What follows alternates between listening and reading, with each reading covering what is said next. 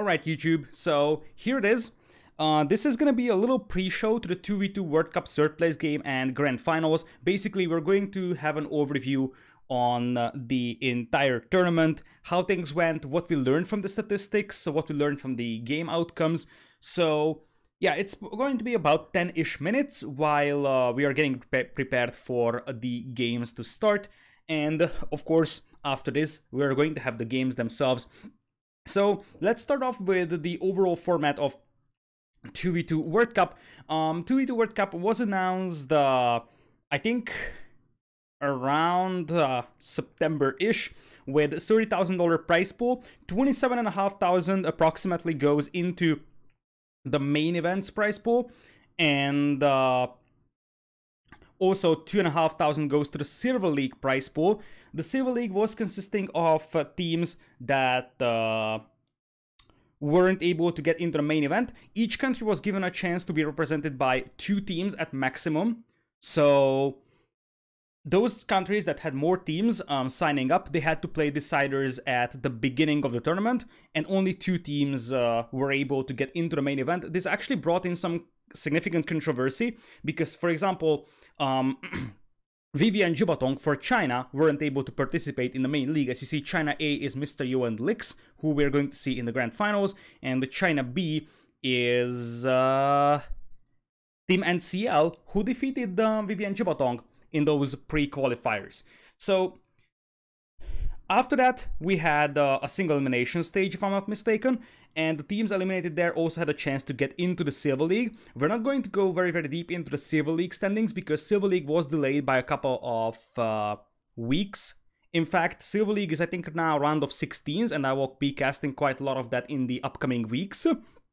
But the 32 teams that actually got into the group stage are lined up just like this.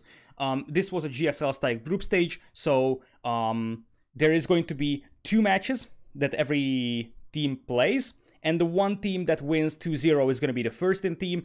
The one that loses 2-0 is out, and the 2 teams, or the 2 teams that end up with a 1-1 record will fight against each other in a decider match. Norway A, Vietnam B, Vietnam A, Vietnam or Poland A, Canada, Russia, Finland A, and Brazil B, and the other 8 teams from the other groups are listed over here in green that actually went into the round of 16s single elimination stage. In the round of 16s, we have had a lineup where if 2 teams were still in the tournament from a certain nation, they had to battle against each other. So Vietnam A versus Vietnam B, China A versus China B, Finland A versus Finland B, and Brazil A versus Brazil B. The rest of the teams got matched randomly. Russia dispatched Germany relatively easily over here. Germany had a nice run in the entire tournament, but it kind of ended up in a rather disappointing series against Russia. Norway defeated France without any major issues. In fact, Norway has been very dominant throughout the tournament. Won their group, lost just 2 games in their group stage out of 8 games played. 3-0'd France over here. Canada had no trouble dealing with Poland either. Spain, this is probably one of the first surprises that we saw.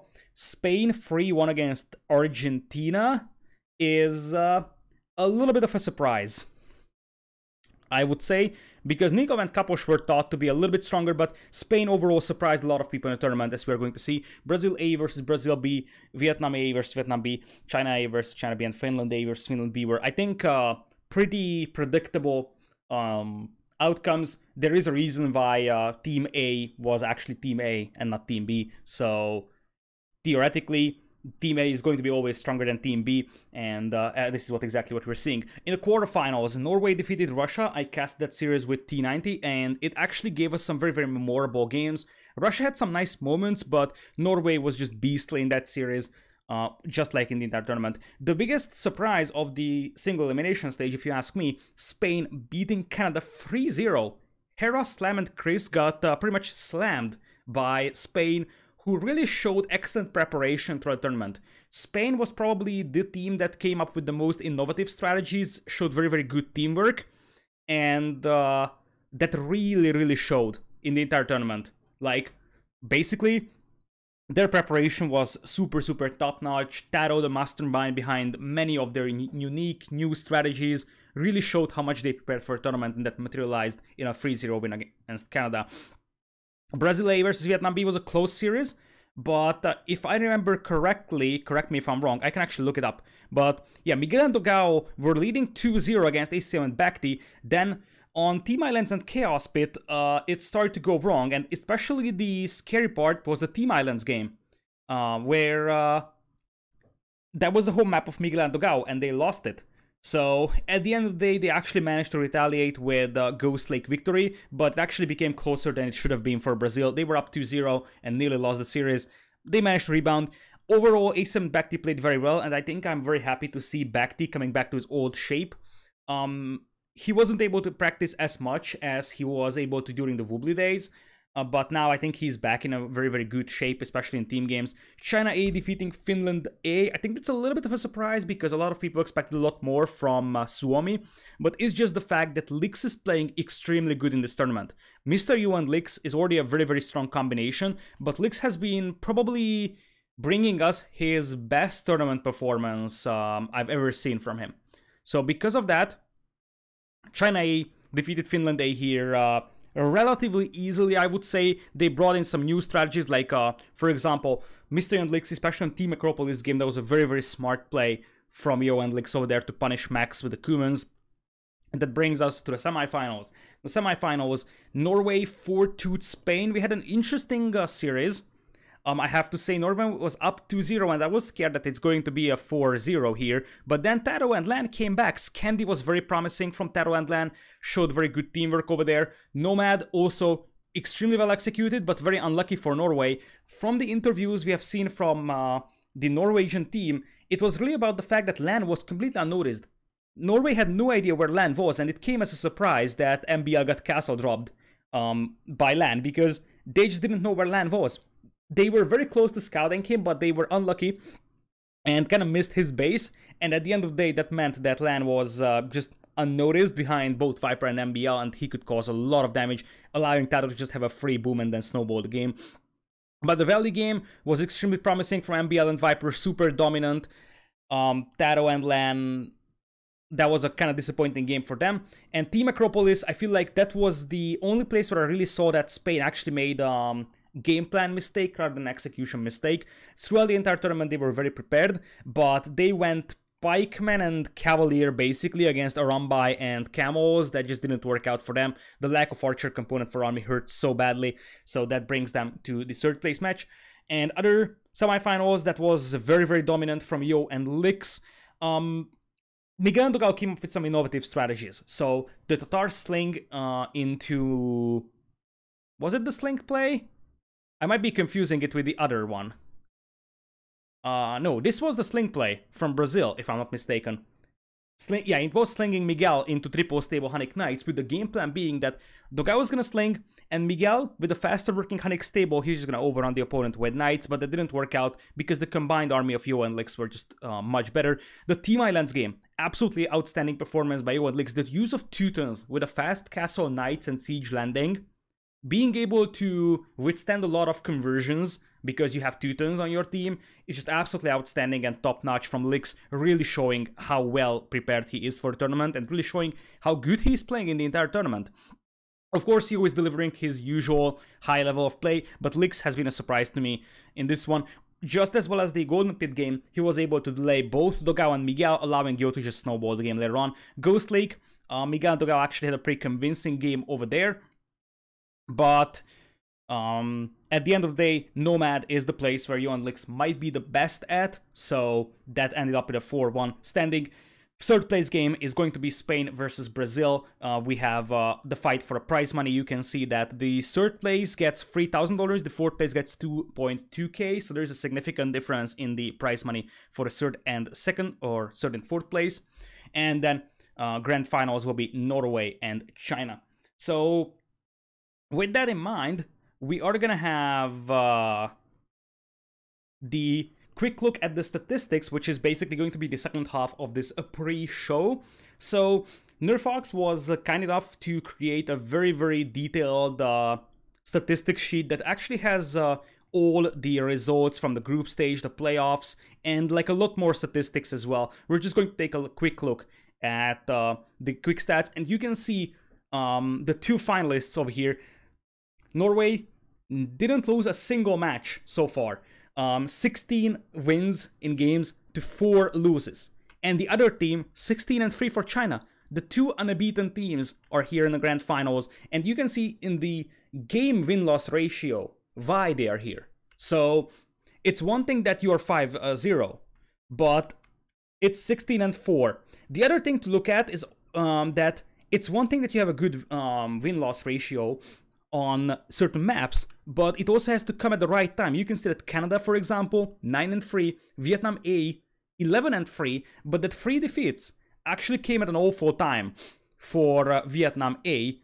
In fact, that 3 points actually came from Brazil A. So if I'm not mistaken, Vietnam A went undefeated in the group stage, in a group which had Germany B, Czech Republic A, and Poland A. Probably an easier group for Vietnam A, so they don't have to match up against teams like Norway or so. And yeah, their biggest competitor was probably Poland, but Poland is still one tier behind them in terms of quality. The other thing that we want to look at here is the civilization statistics, and it really shows which are the most dominant 2v2 civs currently in Age of Empires. Franks with the average draft priority of 15.4. If you look at the description over here on the left side, civs get 16 points for being picked first in a draft, which means that in the majority of the cases, Franks are some of the earliest picks alongside Mayans. So Franks and Mayans, followed by Britons, which is a little bit surprising. Britons don't have Thumbring, which makes them a little bit weaker in 2v2, but the extra range and the faster working archer ranges can actually make you very, very... like, it can still give you a lot of power, plus the fact that we have Ghost Lake in, which has a lot of extra sheep, also helps Britons being a very, very good civ over here. Now, high priority as well for Khmer 14.4, but Khmer isn't that frequently seen in the games. By far the most banned civilization, 20 times banned and 10 times sniped, followed by Mayans with 25 combined bans and snipes. Britons were actually banned and sniped pretty frequently as well with 22, and Saracens also 21.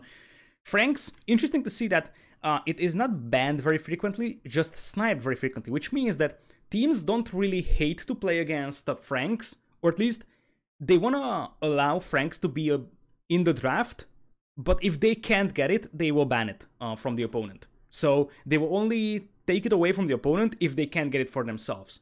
But in comparison to Khmer, people just like, okay, we're gonna ban Khmer here and not have any of the teams playing with it. Whereas here, it's more like, okay, we can have it in the series, but if our opponent gets it, then we're just going to snipe it away from them. Quick look at the win-loss rates. 19% for Aztecs. Indeed, the lack of Thumbring really hurts Aztecs over here. They aren't really the civ that you want in 2v2s. They have a strong eco, but they're just much, much better archer civs than them. Berbers, 50% win rate. I think it's a very, very situational civilization, because if you look at the Golden Pit, Berbers have a 63% win rate. One of the best cavalry civs for Golden Pit, a very, very aggressive map to play. So it's better, it's more about very used Berbers. If used well, it can be a very, very strong and decisive civ. 42% win rate for Britons, a little bit lackluster. But if you go down to Ghost Lake, it has a 46% win rate. Not amazing. I would have expected a little bit more from Britons. Bulgaria's 100% win rate, but the sample size is very, very small, so I don't think that's really relevant. What we want to point out is Cumans having a... No, actually, wrong line. Sorry. Chinese having 68% win rate, very frequently picked on Arabia. One of the things I love about Chinese is that it's one of the very rare civs that has a strong eco, a strong cavalry play, and a strong archer play. Super versatile, and that really shows in the draft priority as well. Usually after the very strong early civs like Franks, Mayans, Khmer, Britons, Ethiopians picks, Chinese also is the one that follows up. Really strong on Arabia, mostly. But in Ghost Lake, Chinese also seems to have a pretty high win rate. 78% is actually quite outstanding, with a rather significant sample size. Then, You have a Khmer with a high win rate, no surprise about that. Indians, we talked about this throughout the entire tournament, that Indians seem quite overrated in 2v2 because they don't have the knights that can kill archers easily, and their Castle Age camos aren't so dominant. I firmly believe that Indians are probably the most overrated civ right now in 2v2. They just don't work out the way that you want them to, and that really shows in this kind of low win rate. In here, Cumans, very situational civilization. It depends on their use. You can see that they only have a 30% win rate on Arena. Somewhat disappointing because they are quite predictable. But if you use them well on Ghost Lake, it can be a very, very strong civ to play with. And that's mostly where you can use it. You need a well-volable map. So either Arena, that's already voted, or something like Ghost Lake that's relatively easy to boom on, basically. And what else do we have over here? Mayans, interesting that they only have 52% win rate. I'm somewhat surprised about this, not gonna lie. But I feel like it's more about the fact that Mayans are often falling, like it's very, very highly drafted. And I think the civilizations, like it's usually the lower seed selecting the first two civs first. And that means that the lower seed has a higher chance of getting Mayans. And oftentimes it's more about the lower seed being the weaker team rather than Mayans being a weak civilization. Slavs boasting of an excellent win rate over here, 70%, pretty good on Arabia. And I think that it's also pretty good on Golden Pit, 88% win rate. On Golden Pit, you have to be aggressive with your cavalry play, so it is completely understandable. But the 80% win rate on, or 70% win rate on Arabia really shows that Slavs are still excellent there, and that is only possible if the games end before Paladin would actually kick in for the opponents. So this really shows that the Arabia games tend to end before Paladin would become a factor, because before Paladin, Slavs are a perfect cavalry civ. Great food eco, they have Cavalier with full upgrades. After the opponent gets Paladin, they are in trouble. But this win rate really shows that on Arabia, for example, the tendency is that the games aren't lasting long enough for Paladin to become a factor in the majority of the cases. I believe that's all that we can get out of these statistics over here. And I think that kind of concludes our pre-show for 2v2 World Cup. Thanks everybody for watching if you're doing this on YouTube. And of course, I will upload the videos as well for the entire third place game, Spain versus Brazil. And of course, the grand finals, which will be Norway versus China.